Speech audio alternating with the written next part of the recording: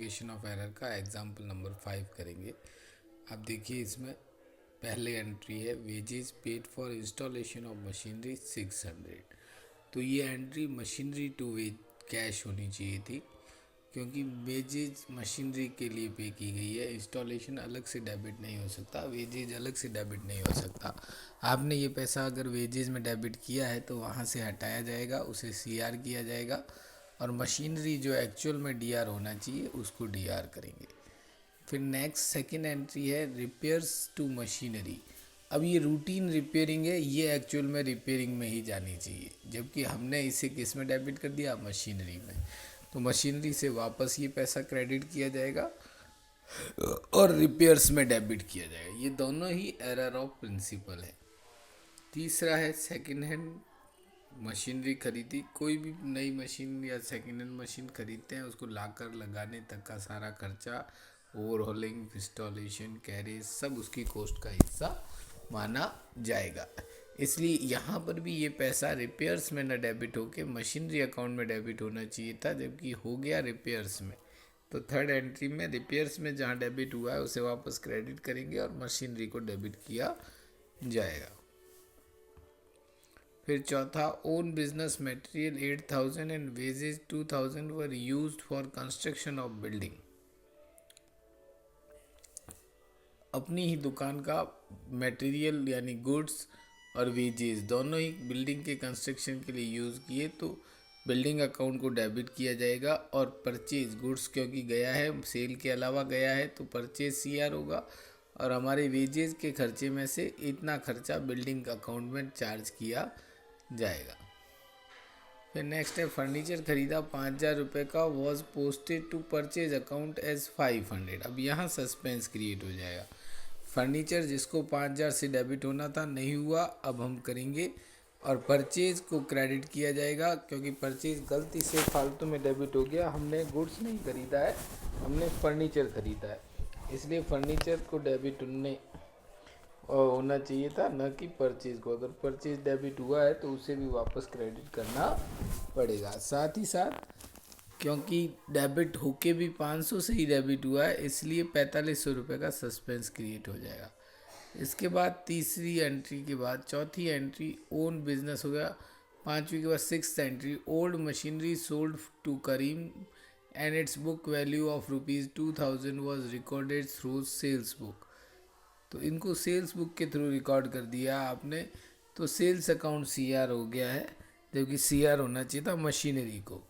तो अब machinery CR होगा और सेल्स जो सीआर हुआ है उसे वापस डीआर किया जाएगा। उसके बाद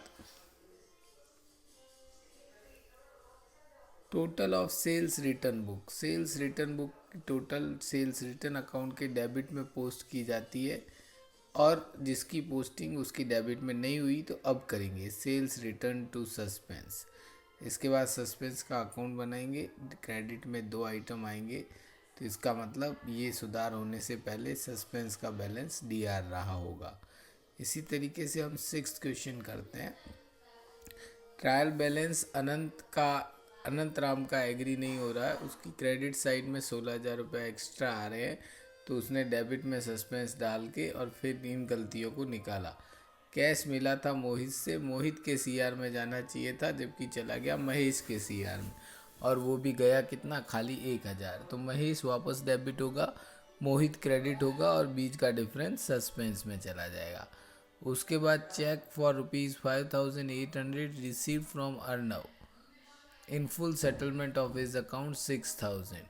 तो 200 रुपये का डिस्काउंट भी था इसमें। No entry was passed in books on dishonour. Dishonour के वक्त अर्नव को वापस डेबिट किया जाएगा और बैंक अकाउंट क्रेडिट होगा और डिस्काउंट भी क्रेडिट होगा। डिस्काउंट जो हमने अलाउ किया था वो भी कैंसिल होगा।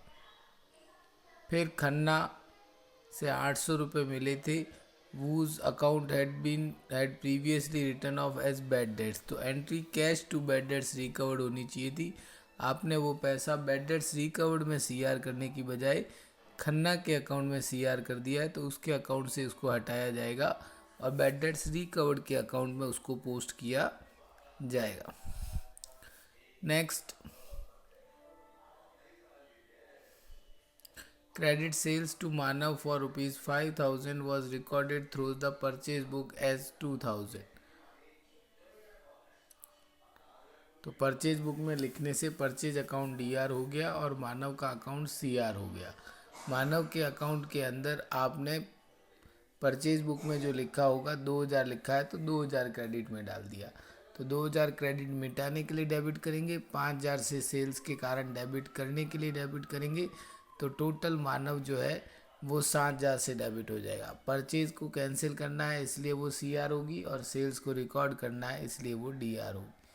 फिर उसके बाद purchase book under casted 1,000, purchase book की जोड़ ज़्यादा लगा ली तो उसे वापस कम लगा दी तो उसको बढ़ाया जाएगा परचेज टू सस्पेंस।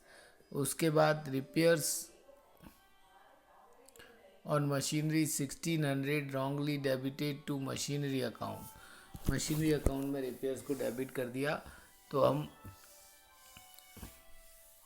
मशीनरी से वापस सीआर करेंगे और 600 का सस्पेंस आएगा इसमें।